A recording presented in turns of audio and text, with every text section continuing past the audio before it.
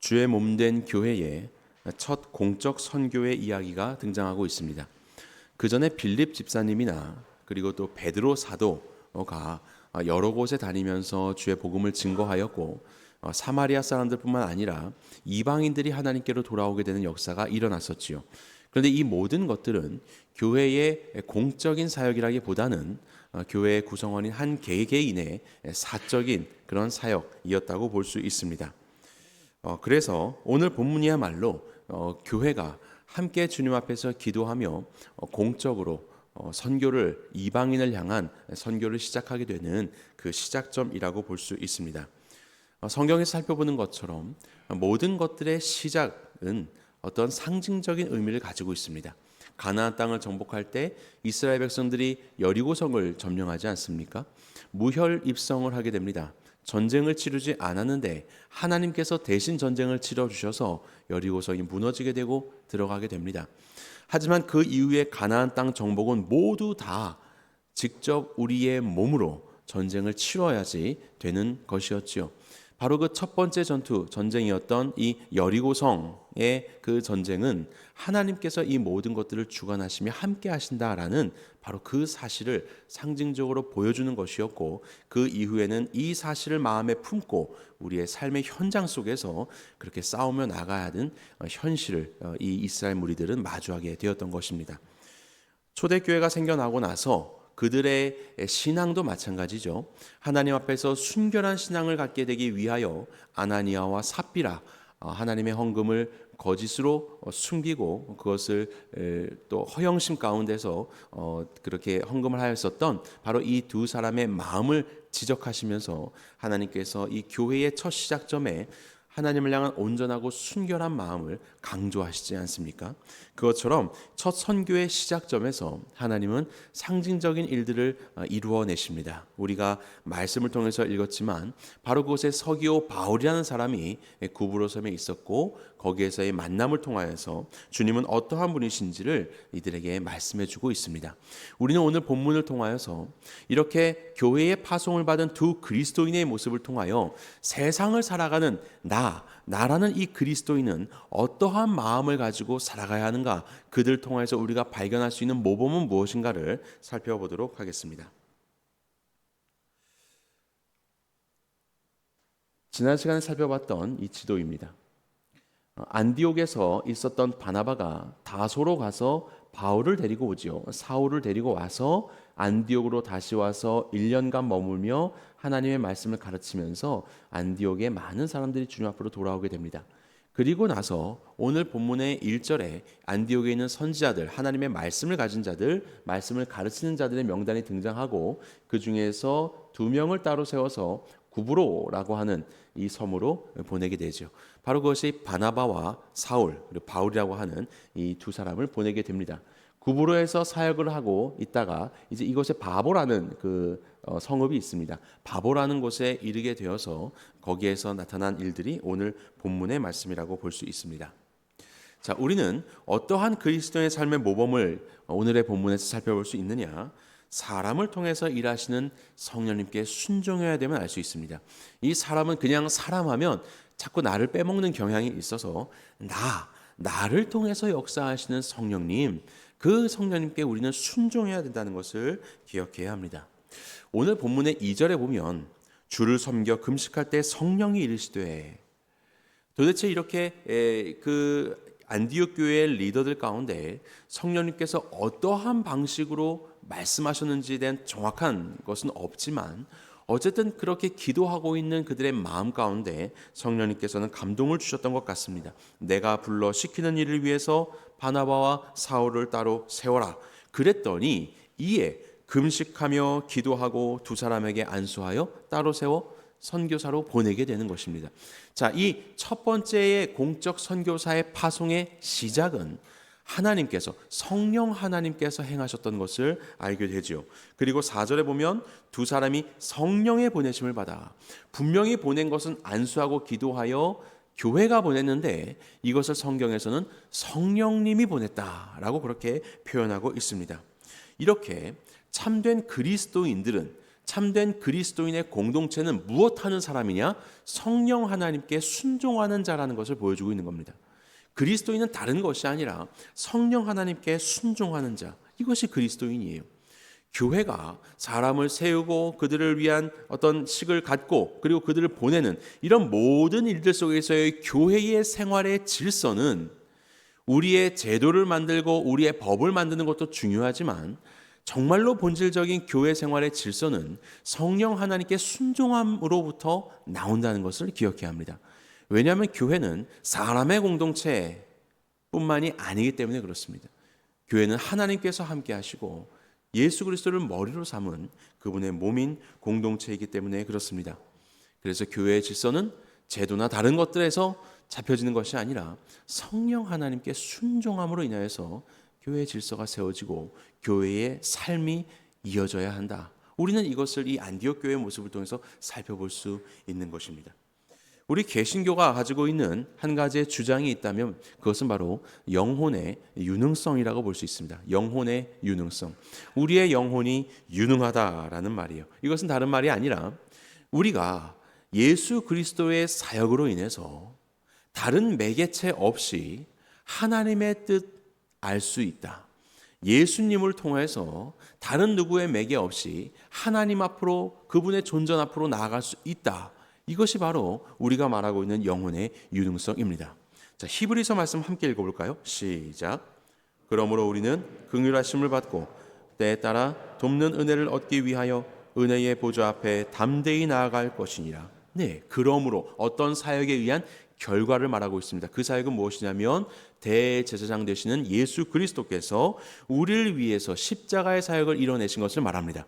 예수님께서 우리를 위해 죽으셨고 우리의 죄값을 담당하셨으니 죄인이었던 우리 모두는 예수님을 힘입어서 긍휼하심을 받고 때에 따라 돕는 은혜를 얻기 위하여 은혜의 보좌 앞으로, 하나님이 계신 보좌 앞으로, 저 멀리가 아니라 누군가를 따라가서도 아니라 예수님의 사역으로 인해서 우리는 온전히 하나님 보좌 그 앞으로 담대히 나아갈 수 있다라고 우리에게 선언하고 있는 것입니다.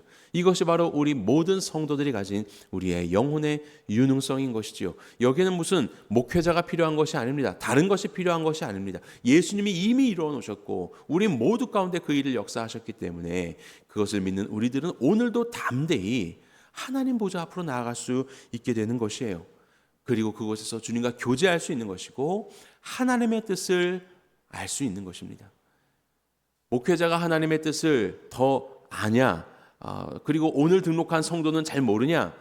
물론 말씀의 틀과 여러 가지 경험들이라는 것이 있지만 그래도 하나님의 뜻을 알아가는 그 모든 일들은 모든 성도에게 동일하게 열려 있다는 것을 우리는 기억해야 합니다. 흔히 교회의 정치를 신주주의라고 이야기를 합니다. 신주주의. 얼마나 그 교회들이 신주주의를 따르느냐는 다르겠지만 특별히 우리 침례교는 민주적인 회중 정치를 따르고 있지요. 그래서 어떤 몇몇 사람들에 의하여서 교회의 일들이 이루어지는 것이 아니라 모든 사람들이 함께 참여하여서 함께 교회의 일들을 논의하고 결정합니다. 우리는 대의 민주주의가 아니라 국회의원 뽑아서 그들이 하는 것이 아니라 장로 뽑아서 하는 것이 아니라 우리는 직접 민주주의로서 모든 사람들이 다 참여해서 그렇게 교회를 일구어 나가고 있습니다. 어떻게 이 일을 행할 수 있을까요? 그것은 하나님 앞에 모든 성도들이 바로 이러한 영혼의 유능성을 가지고 있다는 것을 믿기 때문입니다. 그렇다면 우리는 어떻게 해야 될까요? 민주주의가 자칫하면 중우정치로 빠져갈 수 있지요. 잘 모르고 그냥 많은 표만 하면 되는 줄 아는 거, 그러면 온전히 이 나라가 이루어지지 않음에도 불구하고 중우정치로 갈 수 있단 말입니다. 그것을 막기 위해서 모든 국민들은 성숙해야 합니다. 국민들은 고민해야 되고 공부해야 하고 숙려하고 숙고하면서 결정해야 되는 것이죠. 그것처럼 교회의 우리의 이 결정도 그렇습니다. 언뜻 보면 민주주의처럼 보이지만 아니요, 신주주의라고 말씀드렸습니다. 하나님께서 주인 되셔서 하나님의 뜻을 우리가 함께 확인하는 것입니다. 그것을 위해서 모든 성도들은 하나님 앞에 기도하며 그의 분의 보좌 앞에서 하나님의 뜻이 무엇인지를 물어야 하는 것이죠. 우리 교회는 특별히 성도총회를 갖고 있습니다. 객관적으로 보더라도요, 다른 침례교회도 다 성도총회 사무처리를 하는데 우리 교회는 정말로 성도총회답게 합니다. 그래서 대부분의 교회들은 그냥 한두 명이 이야기하면 고민하지 않고 다 이렇게 막 박수 치면서 그냥 넘어가기도 하는데요. 우리는 이전부터 우리가 가진 아름다운 전통 중에 하나는 정말로 성도님들이 각자가 하나님 앞에 이 하나님의 뜻을 물으며 받은 그 감동을 가지고 나눌 수 있다는 것이 얼마나 감사한 일인지 모릅니다. 이것을 위해서 우리는 더욱더 함께 기도하면서 이러한 성도 총회를 통해서 결국 무엇을 하는 것입니까? 하나님의 뜻을 확인하는 것입니다. 하나님의 뜻을 확인하는 것. 그래서 심지어는 이 성도총회에서 의견이 갈리게 되는 일이 있고 내 의견과 내가 생각하고 내가 받은 것과는 좀 다른 것이 있다 할지라도 그 모든 것 통해서 결국 하나님께서 당신의 뜻을 이루어 주셨다라고 하는 것을 믿는 것. 이게 무슨 만장일치가 아니더라도 비록 어떤 몇 대 몇이 나오더라도 그 또한 하나님의 뜻이라는 것을 믿는 것. 그리고 결정된 것을 어떠한 상황과 상관없이 하나님의 뜻으로 믿고 나는 그것에 함께 참여하며 기도하며 하나님의 인도하심을 구하는 것, 이것이야말로 그야말로 신주주의라고 할 수 있는 것이죠. 그것이 바로 우리 교회가 가지고 있는 아름다운 전통이고 또 우리 침례교회의 특징이라는 것을 기억하셔야 합니다. 어떻게 이 일이 가능하게 되느냐? 성도 한 사람 한 사람이 영혼의 유능성을 가지고 하나님 앞에 가 주님의 음성을 들어야 되는 것입니다. 바로 이 안디교회의 리더들이 각자가 기도하고 주를 섬기는 가운데 하나님이 주시는 말씀을 함께 듣고 그리고 그러한 결정을 이행해 나갔던 것처럼 말입니다. 그렇다면 우리는 한 가지 질문해 볼 수 있겠죠. 도대체 왜 하나님은 그렇게 사람을 통해서 일하려고 하시는가? 우리가 긍정적으로 보았을 때는 괜찮은 것 같이 보이지만 실상 우리의 현실 속에서는 하나님의 뜻이 무엇인지를 알기가 어려울 때가 얼마나 많습니까? 그래서 도대체 이거야 알 수가 없는 것이죠. 그럼에도 불구하고 왜 하나님은 사람을 통해서 일하려고 하시는 것이죠? 이전에 살펴봤었던 그 고넬료가 회심하게 되는 일들에서도 고넬료에게 주의 사자가 나타나서 그 환상 가운데 이야기를 합니다. 요바에 있었던 베드로에게도 주의 사자가 나타나서 이야기를 합니다. 결국 둘이 만나게 하죠. 그러면서 복음을 증거하게 하십니다. 왜 이런 일을 하시는 겁니까? 그냥 주의 사자가 나타난 김에 가이사랴에 있었던 고넬료에게 직접 얘기하면 되지 않습니까? 그래서 네가 잘 믿고 있구나. 이제 예수님을 믿어야 된다. 이렇게 직접 얘기하면 안 됩니까? 빌립 지사님이 사마리아 성에서 전도를 하면서 많은 큰 기쁨의 도성이 되었는데 주의 사자가 나타나서 저 밑에 남쪽으로 내려가라, 광야로 내려가라 이런 이야기를 합니다. 그래서 그 음성에 순종해서 광야로 내려갔더니 거기에 이디오피아에서 온 관리인 네시가 있었습니다. 그를 만나서 복음을 증거하고 침례를 주게 되지요. 도대체 왜 이런 일이 벌어지는 겁니까? 그냥 주의 사자가 자기가 가면 되지 않습니까? 단번에 갈 수 있는 건 아닙니까? 왜 그렇게 잘 있는 빌립을 꼭 그곳으로 인도해 가야 하는 것입니까? 이런 것이죠. 하나님의 사역을 왜 당신의 천사들이 행하지 않고 그 수많은 주의 사자들을 통해서 하지 않고 왜 우리를 통해서 굳이 이 일들을 이루어내시려고 하시는가? 오늘 본문의 2절 보면 이들이 주를 섬겨 금식할 때에 성령께서 이르셨다라고 합니다. 여기에 주를 섬기다 이 말이 레이투르게오라는 말인데 이것은 병사로 복무하다라고 할 때 군대 생활 복무하다라는 뜻이 있고 섬기다라는 뜻이 있고 그리고 예배하다라는 뜻이 있습니다. 예배하다.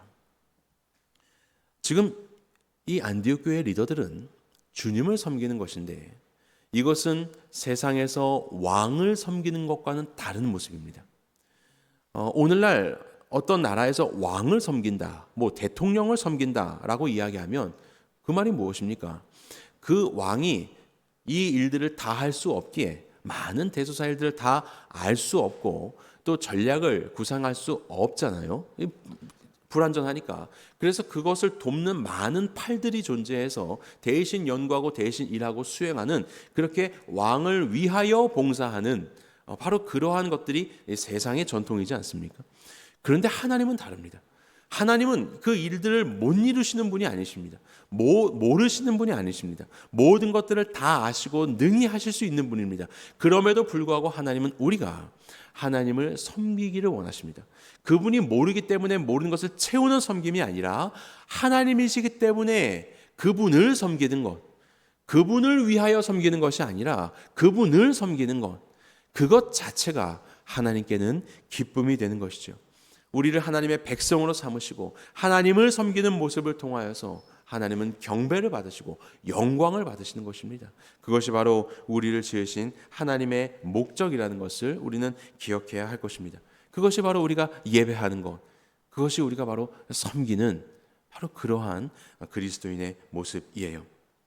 우리의 생각, 우리의 원하는 것을 위해서 하나님을 예배하는 것 아니라 하나님을 예배하는 것 자체가 우리의 목적이 되고, 그렇기 때문에 하나님께서 우리에게 명령하실 때 그것을 하나님이 못해서가 아니라 그 명령에 순종하여 아멘으로 따라가는 모습 자체가 하나님을 향한 예배가 되는 것이죠.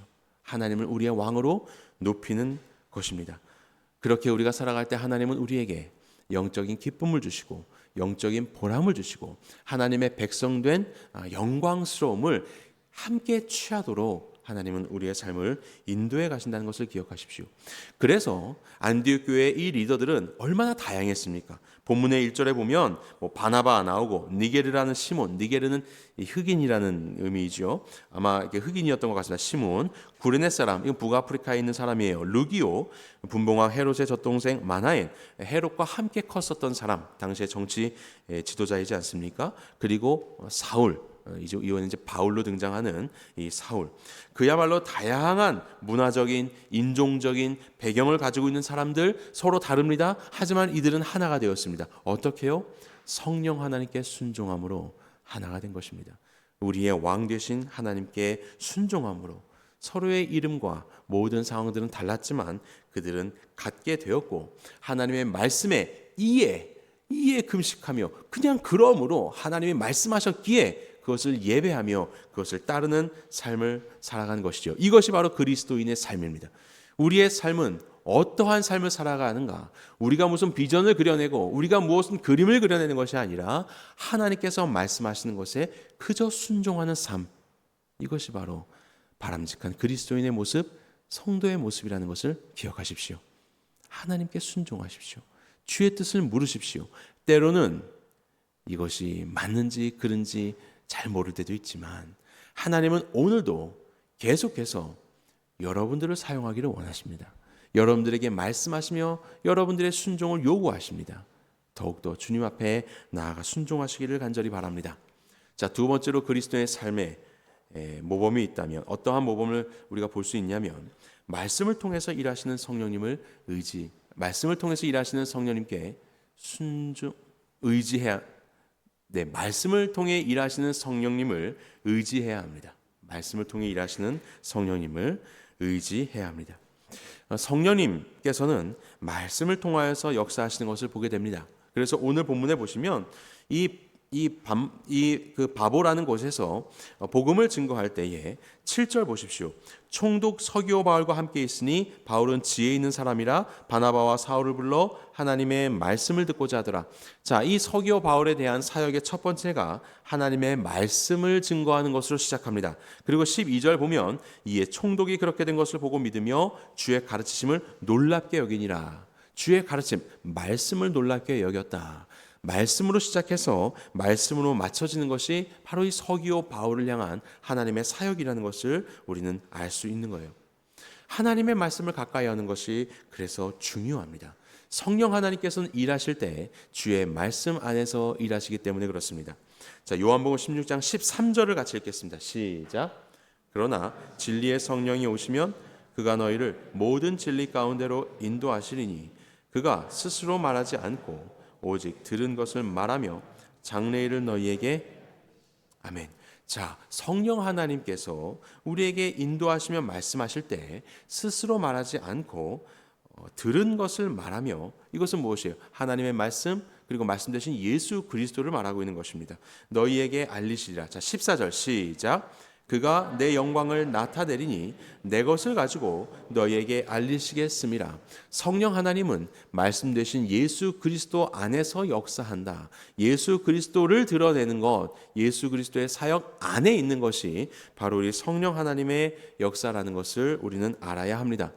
하나님께서 원하시는 것은 무엇이냐면 예수 그리스도를 믿게 하고 드러내는 것입니다. 그것을 위해서 오직 예수님만을 드러내는 것에 성령 하나님이 일하고 계시는 것이에요. 자, 그런 의미에서 본문의 8절에 보게 되면 서기오 바울과 함께 있었던 사람이 등장합니다. 그는 바로 마술사 엘루마라고 하는데 그의 본명은 바예수라고 하는 유대인입니다. 바예수. 바예수라는 말은 예수의 아들이라는 뜻입니다. 예수의 아들. 예수라는 말은 그들의 백성을 그들의 죄에서 구원할 자라는 구원자라는 말입니다. 구원자. 그러니까 구원자의 아들이 바로 예수의 아들 바예수라는 말이에요. 그것이 지금 이 마술사 엘루마라고 또 불리는 마법사 마술사의 이름입니다. 그의 이름은 구원을 위한 이름인 것처럼 보입니다. 그런데 그는 오히려 성경을 보면 그들을 대적하며 총독으로 믿지 못하게 힘씁니다. 예수님을 믿지 못하게, 하나님의 말씀을 믿지 못하게 힘쓰고 있는 것이에요. 구원의 이름이 예수 그리스도께 있는데 그것을 믿지 못하게 정반대의 삶을 살아가고 있는 것입니다. 서로 이름은 다르고 인종과 문화적 배경은 달랐지만 성령 하나님께 순종했던 안디옥 교회 리더들이 하나가 되었는데 오히려 이름은 하나인 것처럼 보이는 이 바예수는 그의 마음 가운데 성령님에 순종하지 않고 하나님의 말씀과는 상관없는 자기의 말들과 자기의 유익을 위해서 살아가는 자였기 때문에 오히려 예수님을 믿지 못하게 하는 정반대의 죄악을 범하고 있는 것입니다. 하나님의 말씀을 가까이 하는 것, 바로 이것이 주님의 뜻입니다.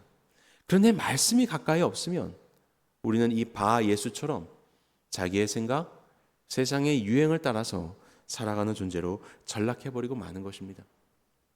그래서 이 바예수를 가까이 했던 서기오 바울은 그 구브로 섬을 다스리는 로마의 총독이었는데 이 사람이 왜 이런 마술사를 가까이 했을까요? 무언가 두려움이 있었겠지요. 이것을 다스림에 있어서 무언가 예측할 수 없는 여러 가지 일들이 있기 때문에 무언가 신적인 힘을 의지하고자 하는 마음이 있었겠지요. 그래서 이 서기오 바울은 그렇게 바예수를 가까이 했을 것입니다.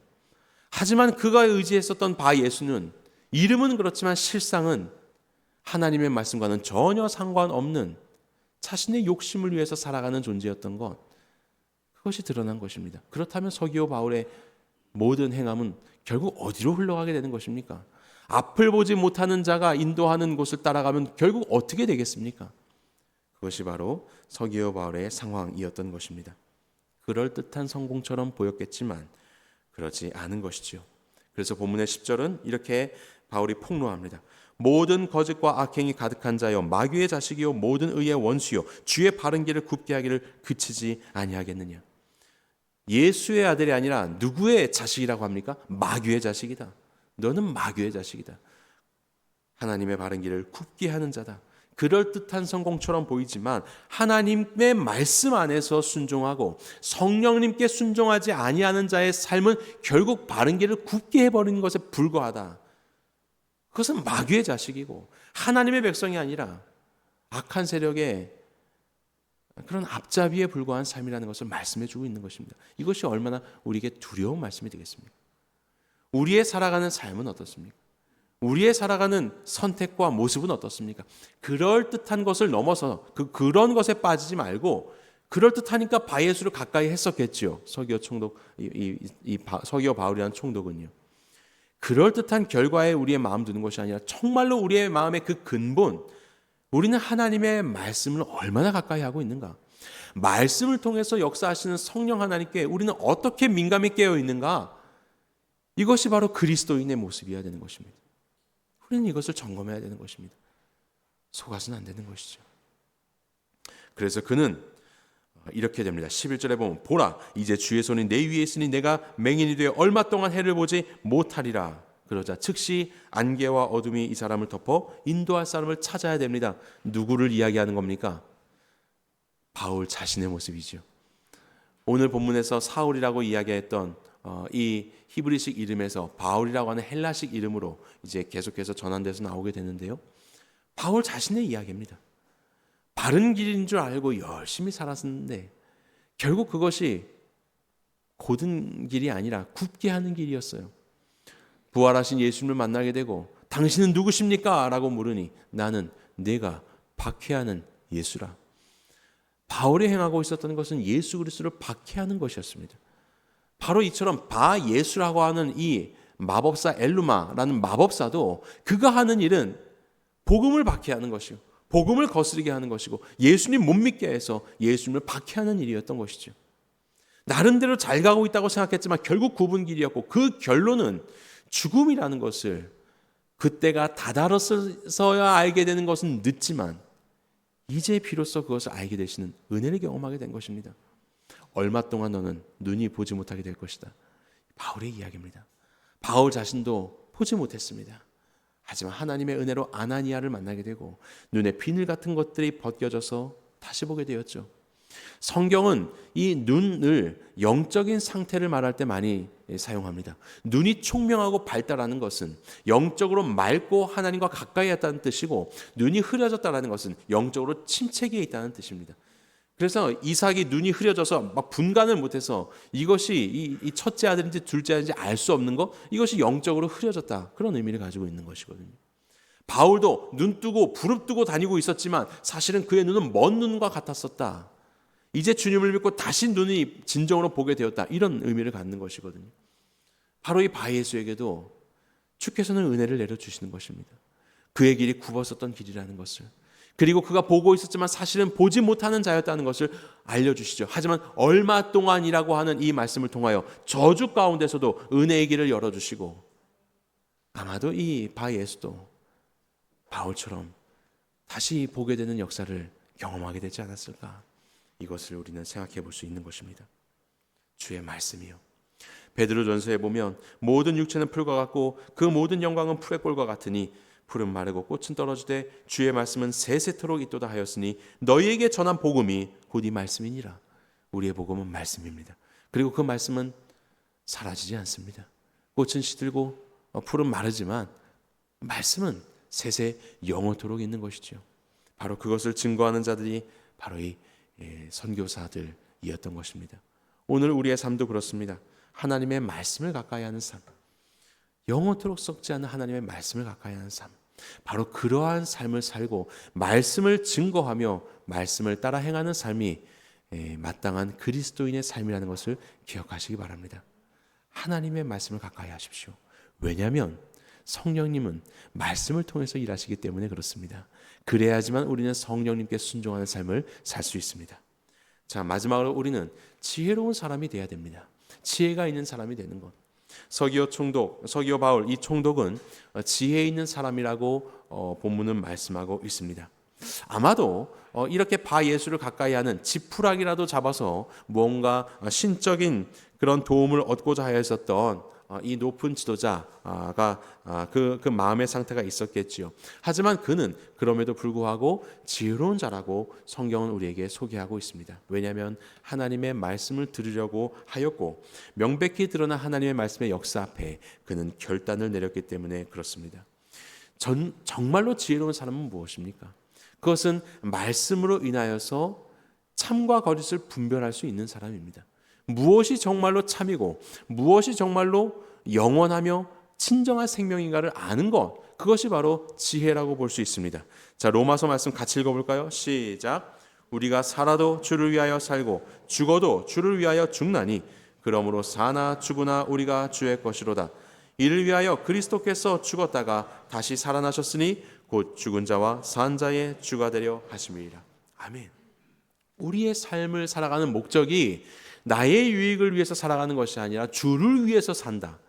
주님 앞에 순종한다. 그것으로 예배하는 삶을 살고 그분의 백성과 자녀로서 산다라고 하는 이러한 진술이 어떻게 가능한 것이냐. 예수 그리스도께서 죽었다가 다시 살아나심으로 인하여 그분이 생명의 주인 되셨고 부활하심으로 인해서 우리의 주인이 되신다는 것을 보여주셨습니다. 예수님이 그렇게 됐다는 것을 보여주셨습니다. 그러면 어디에 우리의 삶을 드려야 되겠습니까? 세상에 아무리 그럴듯한 것이 있어도 그들의 결국은 죽음 아닙니까? 무덤 앞에서, 죽음 앞에서 더 이상 한 발자국도 나아갈 수 없는 무력한 세상의 수많은 것들, 바로 그것들을 의지하고 살아간다는 것이 얼마나 미련한 일입니까? 지혜는 무엇입니까? 그 죽음을 넘어선 자, 죽음의 주인 된 자를 믿고 따르는 삶, 그것이 정말로 지혜 아니겠습니까? 그것이 비록 내 눈앞에 보이는 것은 고난과 어려움의 상황이라 할지라도 그것을 붙잡고 살아가는 것이 결국에는 그것을 넘어서게 되는 참된 영원한 생명이 있는 삶이라는 것을 안다면 우리는 예수 그리스도를 붙잡고 살아갈 수 있는 것, 이것은 당연한 일 아닙니까? 무슨 큰 결단이 필요한 일입니까? 조금만 생각해 보면 너무도 당연한 우리의 결단이 되어야 하는 것입니다. 이것이 바로 지혜이지요. 당연한 것 앞에 그 당연한 것을 선택할 수 있는 것. 그것을 선택하지 않는 것이 미련한 것이요. 그것을 선택하는 것은 지혜로운 것입니다. 서기오 바울은 그렇게 예수 그리스도를 선택합니다. 그는 예수님을 믿었다라고 본문은 선포합니다. 그 믿음 외에 다른 어떤 것도 없습니다. 어떤 율법적인 것들을 확인하는 것도 아무것도, 아무 짐도 없습니다. 예수님을 믿었습니다. 그것이 참이구나. 그리고 이것이 하나님께는 기쁨이 되었던 것이죠. 그래서 우리는 지혜를 구해야 할 것입니다. 이 땅을 살아가면서 아는 것 같지만 하나님의 말씀을 가까이 하는 것, 말씀으로 역사하시는 성령님께 순종하는 것, 그리스도인으로서 이런 삶을 살아야 하지요. 그런데 왜 이렇게 우리의 삶은 그 삶을 살아가지 못하고 있는 것입니까? 우리는 지혜롭지 못하기 때문에 그렇습니다. 이 지혜는 세상에서 오는 것이 아닙니다. 하나님께로부터 오는 것이에요. 그래서 지혜를 구하시기 바랍니다. 하나님, 정말로 지혜로운 그리스도인 되게 하여 주십시오. 명백한 주의 말씀의 진리를 따르게 하여 주시옵소서. 그 끝에 가서 참된 승리, 바로 그것을 알고 그것을 선택할 수 있는 내가 되게 해주십시오. 예수님이 말씀하셨습니다. 너희는 성령님이 너에게 오시면 너희가 권능을 받고 예루살렘과 온 유대와 사마리아와 땅끝까지로 내 증인이 된다고 하셨는데, 그것이 이 물리적인 세계 속에서의 땅끝은 저 멀리 있는 나라와 나와는 다른 민족이라고 볼 수 있겠지요. 그리고 이것을 개인의 인생에서 보면 무엇이 땅끝이겠습니까? 여러분들의 삶 속에서 지금에 있는 이 자리와 계속해서 나아갈 그 자리 속에서 저 끝에 있는, 사실 살아가고 있는 여러분들과는 정반대에 있는 그 여러분들의 모습은 무엇이라고 이야기할 수 있겠습니까? 그것은 죽음이에요. 죽음을 앞두고 있는 나, 전혀 지금까지의 나의 삶과는 전혀 경험해보지 못한 완전히 반대편에 있는 나의 상태를 마주하고 있는, 직면하고 있는 그때의 나는, 그것이야말로 내 개인의 삶에서는 땅끝이라고 볼 수 있겠죠. 너무나도 다른 바로 그 무서운 상황이라고 볼 수 있겠죠. 하지만 주의 말씀은 땅끝에서 예수 그리스도를 증언하는, 예수 그리스도를 드러내는 증인이 되라고 말씀하고 있는 것입니다. 바로 그 고통 혹은 죽음, 내가 알 수 없는 그 미지의 세계, 두려움, 바로 거기에서 무엇을 선택하는 것이 예수님의 증인이 되는 것입니까? 예수 그리스도를 선택하는 것, 주의 말씀을 선택하는 것, 주께서 우리에게 주신 대로 순종하는 것, 그것이 예수님의 증인된 삶 아니겠습니까? 예수님은 오늘도 우리를 그렇게 부르고 계십니다. 참된 지혜를 가진 자의 삶으로요, 너희의 삶의 모든 순간마다 내가 너희의 주인 된다는 것을 선택하며 살아라. 순종하며 살아라. 나의 말씀 가운데 살아라. 이것이 바로 오늘 우리에게 주시는 주님의 말씀입니다. 지혜로운 자가 되십시오. 하나님의 말씀을 더 가까이 하시고 말씀 가운데 역사하시는 성령 하나님께 순종하며 사시기 바랍니다. 그러한 삶이 어떻게 되는 것이냐? 승리하게 된다. 그러한 삶이 승리하게 된다는 것이 오늘 이 첫 공적인 선교사의 사역을 통해서 하나님께서 우리에게 주시는 말씀입니다. 너가 승리하게 될 것이야. 왜냐하면 예수 그리스도께서 승리하셨기에 교회가 주님을 택할 때에 그 승리를 너희도 취하게 될 것이다. 예수님이 승리하셨고 그 승리는 너희의 승리가 될 것이다 라는 것을 오늘 우리에게 말씀하고 있는 것이죠. 이 첫 번째 사건을 통하여서 이제 우리의 삶은 명백해졌습니다. 바로 그 길을 선택하는 것. 예수님을 선택하며 주의 말씀 앞에 순종하며 살아가는 것, 오늘도 성령 하나님과 함께 살아가며 그 길이 비록 끝인 것처럼 보이지만 그곳에서도 나의 주인 되신 예수 그리스도를 증거하는 삶을 살아가는 것, 결국 그 삶이 승리하게 될 것입니다. 그 승리를 통하여서 하나님을 예배하시고 그 승리를 통하여서 하나님을 영화롭게 하시는 모든 새누리의 성도님들이 되시기를 주님의 이름으로 간절히 축원합니다.